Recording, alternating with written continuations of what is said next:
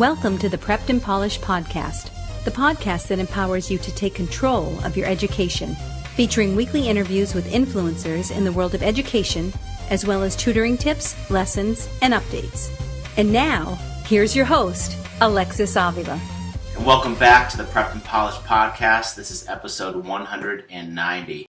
And I'm your host, Alexis Avila of Prepped and Polished Tutoring and Test Prep.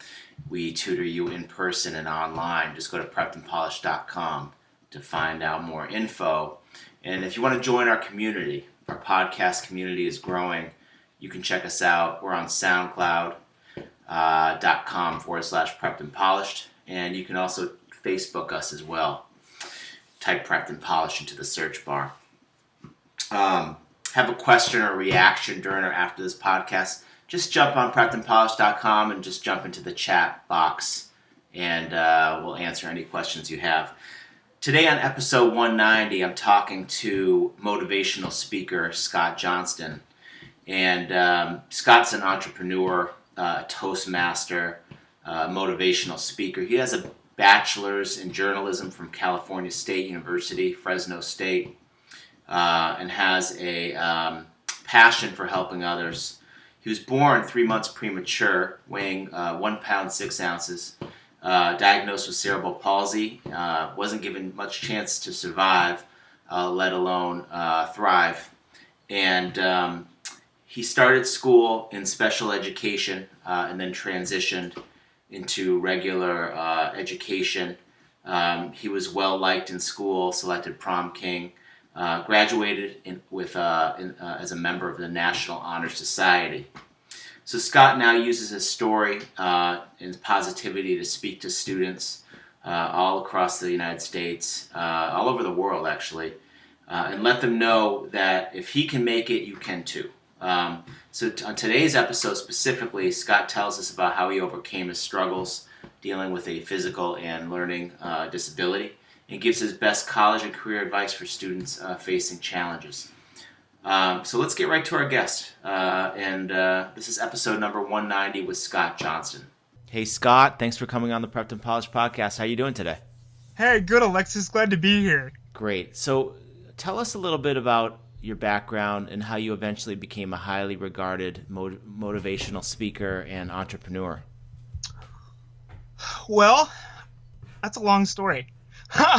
I was born 3 months premature at 1.5 pounds, and I was fine for a week. And after a week, I had a grade 4 bleed on the brain, which caused cerebral palsy. And I use a wheelchair because of it. And I started out in school in special ed, and eventually was mainstreamed, graduated from my local high school here in Clovis, California, as a member of National Honor Society, went on to Fresno State, and have a degree in broadcast journalism from Fresno State. Whoa. What a turnaround. Yeah, man. Tell us about your business that you're currently running. Is it VHS Masters? That is correct. VHS Master.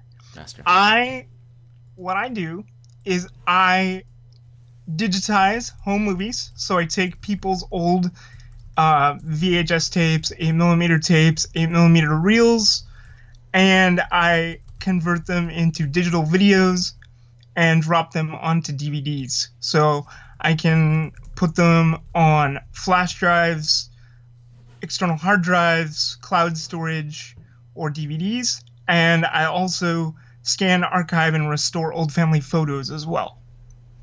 Wow. Do you work with families like all over the United States or just local? I'm trying to get there. I've had a few people from outside the area. I do have a P.O. box, so I can accept mail-in orders, but I'm really working on growing it locally. And my business really sprang out of necessity, and I really fell into it on accident. As most people probably figure, the broadcast journalism industry is a tough nut to crack. And definitely with what I wanted to do in sports media, made it even tougher. And also graduating in 2011 at the height of the Great Recession made it even tougher. And then also having a physical disability compounded that too. Yeah. And so literally one day I was sitting at home and my mom was working on cleaning out our house, and she looked at all of our old family movies. I was like, what can we do with these? I'm like, I don't know. And literally, it was one of those recommended emails that I got from Amazon one morning, and it was for some digitizing software, that allows you to convert your videotapes into digital software. And because of my media background and because of what I learned in college, I know how to edit. And I was like, so I did our family movies, and I'm like, whoa, this is really easy. And guess what? Everybody has these. I could turn this into a business. So absolutely. Yeah, so out of fear, I kind of sat on the idea for a year and a half, but got to the point where I was like, you know what? I got nothing else to lose. So about a year ago, March, I decided to go for it, and I've been in business ever since, really working on, like I said, trying to grow locally and just seeing where it'll go. And ideally, I would love to get to the point where I'm paid as a motivational speaker and share my story and just let people know that if I can make it, you can too. That's awesome. So on that note, what are some tips you have for students facing with challenges, whether struggling with learning disabilities or physical disabilities? Yeah, man. I actually have both. I was tested in college after trying and failing one math class 6.5 times, including a class replacement that I had to take twice, for a learning disability. And I really, really struggled in math throughout school, to the point where it was on pins and needles and really close as to whether I was going to graduate, because at that time in California, and I think nationally, we have high school exit exams, and now they've thrown them out because they're having to update the standards. So at least here in California, they said that anybody who hadn't been able to pass it because they've been thrown out retroactively to like 2004 can now get their high school diploma. Anyway, any tips I would have is just don't give up. Keep fighting. Yeah. Life with a learning disability and also with a physical disability is tough. Yeah. And there will be people, and there still are, even though I'm an adult, that will judge you, and because of your academic performance or if you're in a chair or whatever, will automatically assume that you're unintelligent. And I still get that, even as an adult with a college degree, from a lot of older adults. It's one of the reasons why I had trouble, well, not so much that, but there's some barriers with employment. People think you're a lawsuit waiting to happen. But just don't give up and be as positive as you can be. Don't listen to the people that judge you. Really work on tightening your filter so you listen more to those that love you and support you and can see you for who you really are. Because I know for myself, the last 7 years, at times, I forgot who I really was.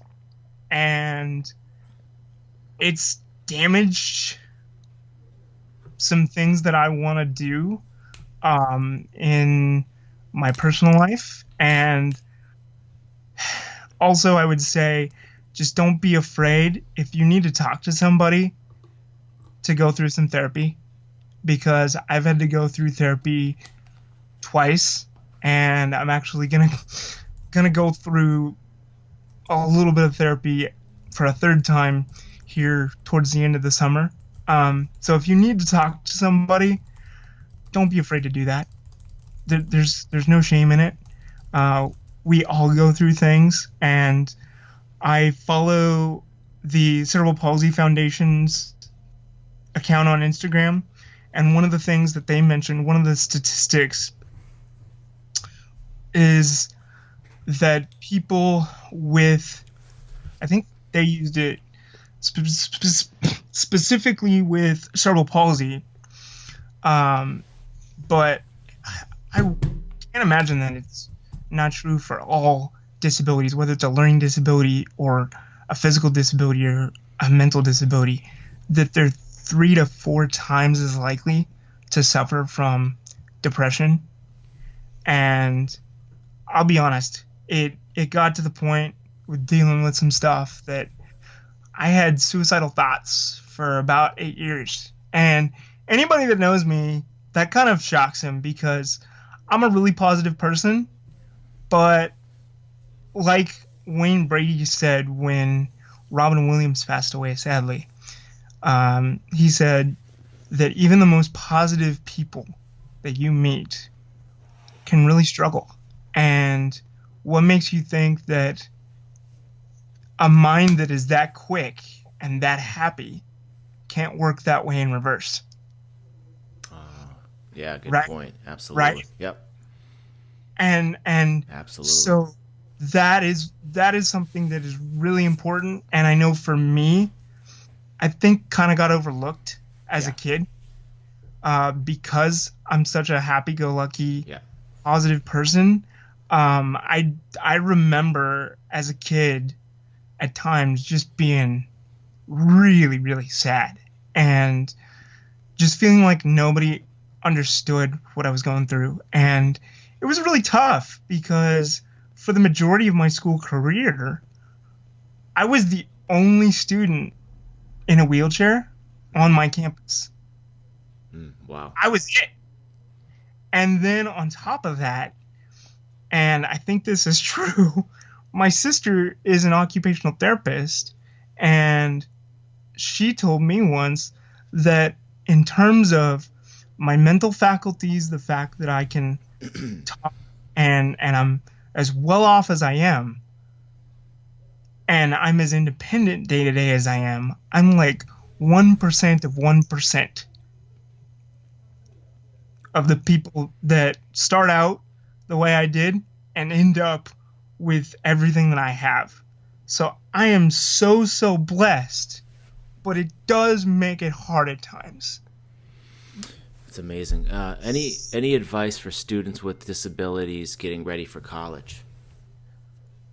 Yeah. Take a tour of the campus. Okay.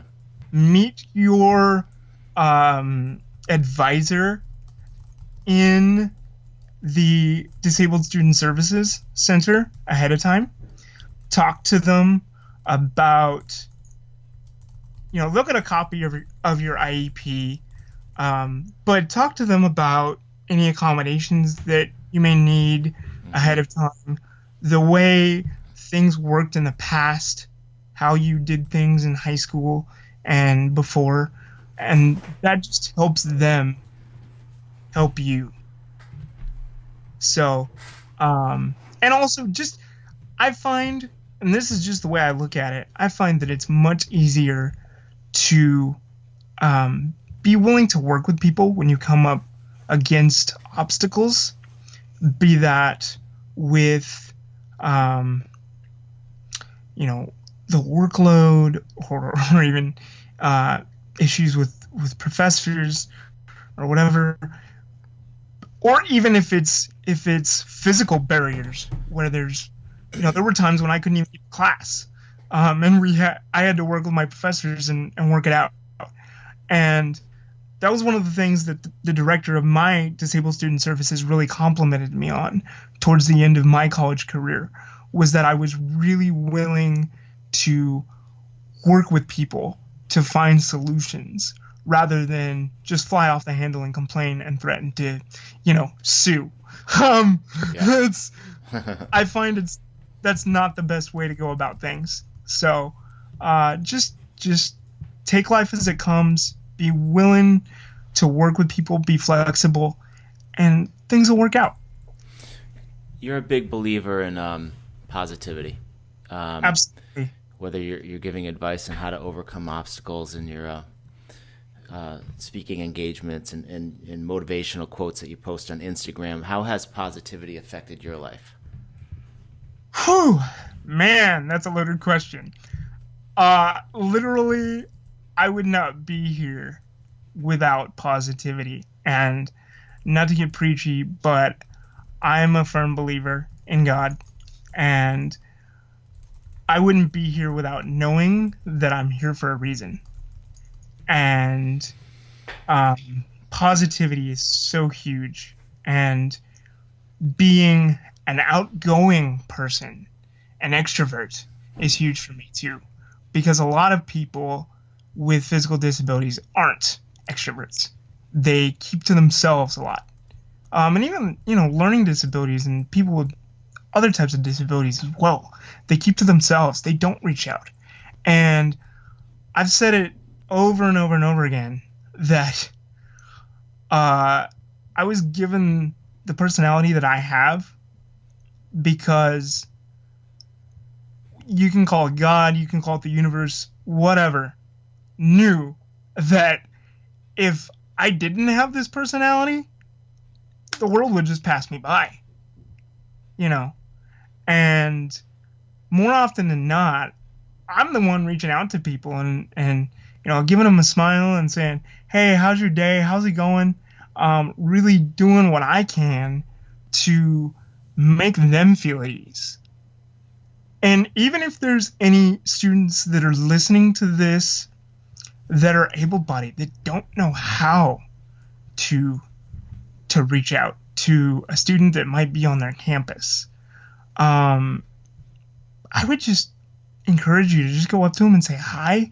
Now also, this is just me, but I actually prefer when people ask me questions, especially young children. A lot of parents, when children will come up to me and say, what's wrong with you? Or why are you in a wheelchair? They'll hush them and say, don't do that. That's rude. And I'm like, I actually want to talk to the parents and say, no, I actually encourage that, especially if it's a young child. I'm not going to, if it comes off a little, matter of fact, I'm not going to be offended by that. I would much rather have the opportunity to teach them and say, this is why I'm in a chair, rather than them making assumptions. And because that's when ignorance happens. And I think that education is, and the opportunities for education, day in and day out on a personal level, are kind of few and far between now. We just don't take the time to learn about each other and about people. So I kind of appreciate that. And so, like I said, I would just, don't be afraid to learn. I mean, even if you go and you find out what a student has, their disability or whatever challenges they're facing, and you go home and you Google about it and learn a little bit about it on your own, I would just encourage knowledge. Knowledge is power, man. Yeah, absolutely. Another good quote. So who are some of your mentors growing up and today? Oh, man. I would say a big mentor today and also growing up is my buddy Paul Leffler, who is the voice of Fresno State sports here locally. He's also the voice of the Scripps National Spelling Bee on ESPN. I met him when I was interning at our local CBS affiliate in the sports department in high school, and he's been a friend and mentor to me ever since, kind of like an older brother. So that's a big one. And then I also have another local friend and kind of mentor when I need to reach out to him, and also been a confidant to my mom too, named Jeff Eben. He's a motivational speaker now, but he was a principal in our local school district for years, that was paralyzed in a diving accident here at a local lake when he was a teenager. He was a football star. And so he has been a great resource for both my mom and I. I know more from my mom as I was growing up. She would kind of reach out to him at times and say, okay, I got this going on with Scott. How should I handle it? Even though his disability was different than mine, knowing that he was in a chair and has kind of come up against some of this stuff, it was helpful. And then also on the religious side, somebody I really look up to is Johnny Erickson Tata. I don't know if you've heard about her, but she is amazing. She's a quadriplegic and started this whole ministry for people with disabilities and their families. They have summer camps where they go, people with disabilities and their families can go to summer camp for a week, and the people with disabilities, family members, are paired up with an able-bodied caretaker for a week, and really more of a buddy, so that the family members that are usually in charge of taking care of them get some respite for the week. And that's a really, really cool thing. And then also one more I have to mention, a recent guy that I met within the last couple of years, Kyle Maynard, who he's a pretty big name. He was on Oprah as a teenager, and he's a congenital amputee, born without arms and legs. And he's a motivational speaker, does all sorts of rock climbing, and just goes out there and lives life. He's a serial entrepreneur, and really, he's everything I want to be. Amazing So story. yeah. So any advice for teens listening to us today who are just getting ready to cross that bridge from teenager to young adulthood? Yeah, man. Just hold on. I mean, I know the marathon to get from kindergarten, preschool, through high school felt like it took forever, and felt like you had to use quite a bit of strength to get there, but it has nothing on adulthood, and it even gets tougher when you get out of college. I didn't realize how strong I was until I got out of college and found out what the real world was like. And if we do have some more time when I can come back on, I can kind of explain a little bit more about how I grew up and why that was so tough. But I needed every ounce of strength that I had within me just to be here over the last 7 years and then some. So enjoy college. I don't say that to scare kids. Enjoy college. Reach out. When it comes to personal relationships, don't be afraid to reach out, be a friend, and date. Do everything that your able-bodied peers are doing, or those without disabilities do, that you want to do. Anything that's going to make you happy, as long as it's safe and you're not breaking any laws, Of course. go ahead and do it. All right? All right. You got it. And there will be a part 2. Looking forward to having you back on the show for sure. But for now, thanks for coming on.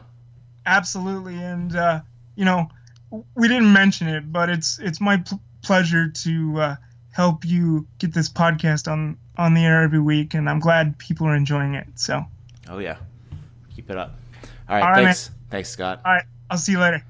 And this wraps up our show today. I hope you enjoyed it. It's episode 190 with Scott Johnston. To work with Scott, go to www.vhsmaster.com, and then you can contact him there. Episode 191 is coming soon. It's our next tutoring tips episode. To access all of our episodes, just go to preppedandpolished.com/podcast, or if you're a SoundCloud person, go to soundcloud.com/preppedandpolished. Thanks for joining us on the Prepped and Polished podcast. Now go out there and take control of your education. You've been listening to the Prepped and Polished podcast. For more information, check out preppedandpolished.com. Also, you can follow us on Facebook and Twitter. Thanks for listening. Class dismissed.